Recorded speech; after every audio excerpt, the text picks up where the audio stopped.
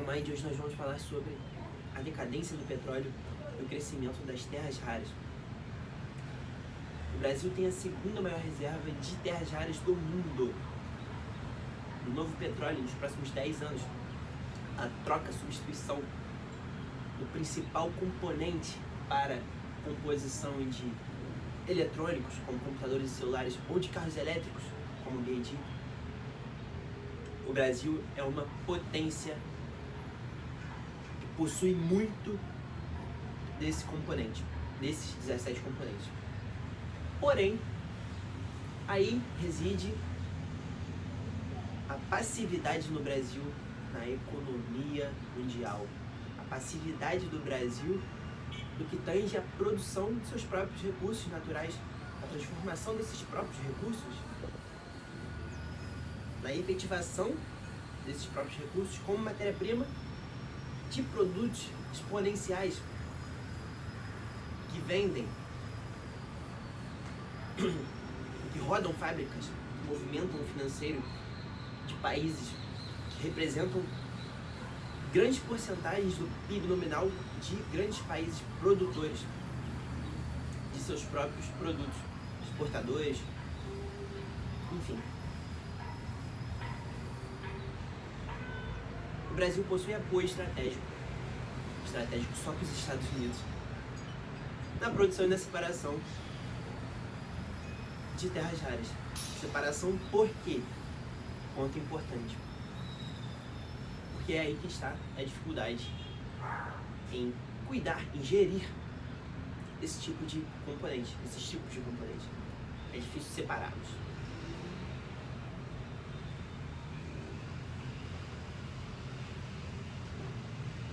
Essa passividade não é só característica do Brasil. Na América Latina nós temos várias referências. Uma delas, a Venezuela, possui a maior quantidade de barris de petróleo do mundo. Venezuela, mundo. Possui a maior quantidade de barris de petróleo do mundo todo. E eu, sei lá, se eu pudesse chutar, a Venezuela não estaria nem entre as 15 maiores economias, 20 maiores economias, 30 maiores economias do mundo. E possui principal matéria-prima, odiernamente falando, do mundo, que é o petróleo.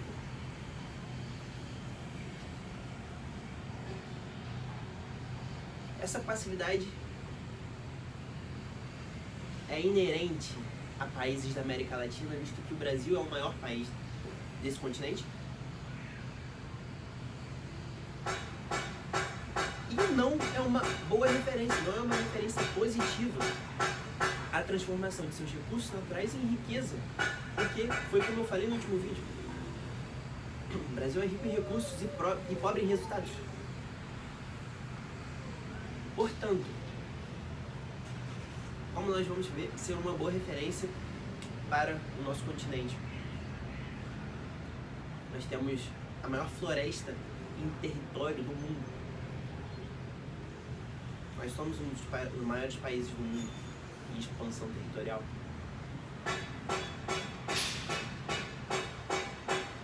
E não transformamos esses recursos em resultados. Transformamos esses recursos em resultados financeiros. Porém, resultados financeiros diretos, não indiretos, não que cercam uma linha de produção, as quais a gente utiliza esses recursos para produzir produtos. Dentro desses produtos a gente pode vendê-los ou a gente pode produzir outros produtos e expandir cada vez mais nossa linha de produção, expandir cada vez mais para quem nós exportamos, não concentrar exportação de um commodity só. Por exemplo, 70%, 80% da soja brasileira para a China, visto que agora o Brasil vai sofrer uma desaceleração gradual de compra da China no que tange a esse produto, a suinocultura. Portanto, é importante a gente diversificar os nossos compradores, é importante diversificar os nossos produtos e os nossos recursos. Porém, recursos esses não essencialmente na sua fase natural, e sim na sua fase já como componente. Por exemplo, o Brasil possui o Ministério de Minas e Energia. É o ministério que cuida desse tipo de minério e também do petróleo, de gás. Qual a verba destinada a esse ministério? Como esse ministério gere essa verba? Como ele controla a utilização dessas terras raras? Nós temos no Brasil agora um dos principais recursos naturais para os próximos 15, 10 anos. Os próximos 10 anos. No mundo. Visto que há o crescimento dos carros elétricos, a expansão da produção dos carros elétricos, e não só isso, qualquer componente elétrico hoje em dia evolui, e para a evolução dos mesmos necessitamos de novos recursos naturais, recursos esses que podem fortalecer a diversificação e a atualização, as novas tecnologias ligadas a esses produtos eletrônicos. Portanto, nós temos no Brasil a fonte do futuro. Por que os Estados Unidos é um dos países principais ativos do mundo? E a China também, porque são ótimos compradores. Ótimos compradores que compram de péssimos vendedores. Nós somos aquele cara que tem ouro, a gente tem ouro. A gente tem ouro. E vende a preço de cobre.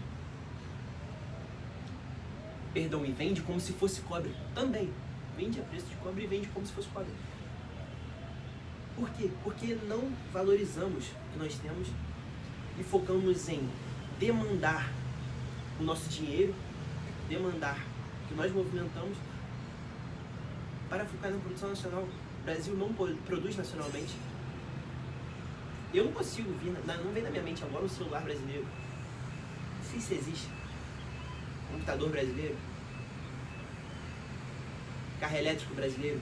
Cara, não vem na minha mente.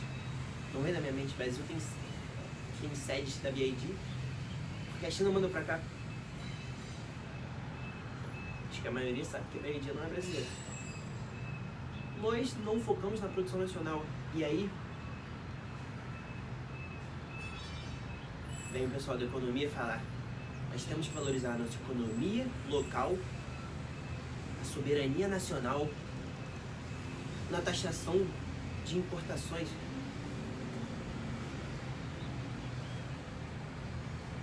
Aí daqui a pouco vem taxar produtos eletrônicos, compra de produtos eletrônicos dos Estados Unidos, por exemplo. E são eles que compram os principais componentes desses produtos, porra, daqui. Então por que a gente vai estar pagando? Por que a gente vai estar pagando uma taxa para comprar produtos de fora, sendo que originalmente esses produtos são advindos de componentes nossos, de matéria-prima nossa? O futuro é esse. O futuro é esse. O futuro são as terras raras. E o Brasil tem que focar na expansão, na produção, na separação, na efetivação desses produtos, dessas matérias-primas em produtos comercializáveis. E aí, meu irmão, faz o que quiser: celular, lâmpada, computador, qualquer componente elétrico, televisão, caixa de som, qualquer coisa que tange a componentes elétricos, paralelamente ligada a componentes elétricos que possuem chip, ou carros elétricos que possuem ímãs, não somente elétricos, carros movidos a combustível também. Portanto, o Brasil precisa focar na expansão da produção, da separação, da efetivação das terras raras como produtos comercializáveis. As terras raras são comercializáveis, mas são matérias-primas comercializáveis. É importante a gente focar nisso. O Brasil possui recursos naturais comercializáveis e com esses recursos naturais eles podem transformá-los em produtos comercializáveis, ao qual o ticket médio é muito mais alto, porém o Brasil não faz isso porque é um país passivo na economia global, é um país o qual depende de outros países.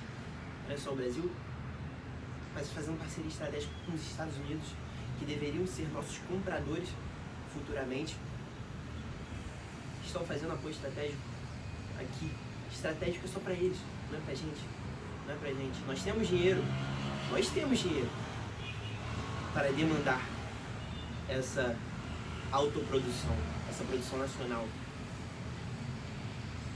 Mas não fazemos isso. Esse foi o Café com Mamãe, muito obrigado. Deixem aí nos comentários próximos vídeos que vocês querem e comentários sobre esse mesmo que eu posso ler no próximo vídeo. Um abraço.